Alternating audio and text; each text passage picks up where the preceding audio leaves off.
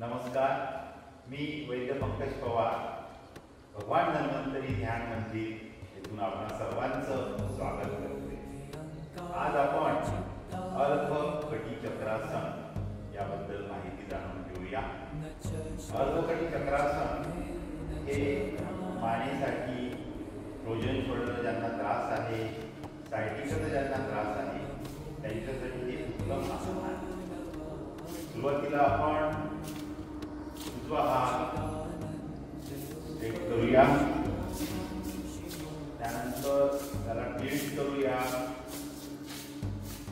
तो हात डोक्याकडे नेताना श्वास आतमध्ये घ्यायचा आणि डोकं आणि हात लेफ्ट साइडला झुकवायचा, त्यावेळी श्वास बाहेर काढायचा।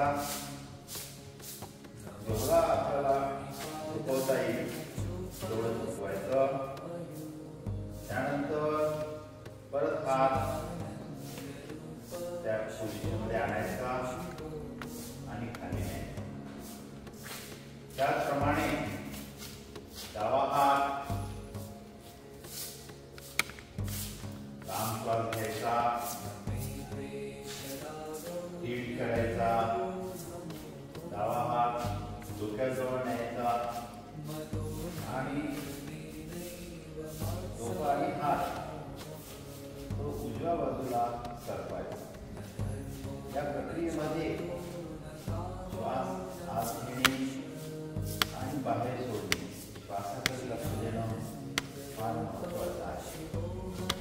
परत आपण हात लेफ्ट हात या पोझिशनला आणायचा व सावधान पोझिशनमध्ये। या आसनाचा विशेष फायदा म्हणजे मानेचे जे काही दुखणे आहेत, तसेच सायटिका, फ्रोजन शोल्डर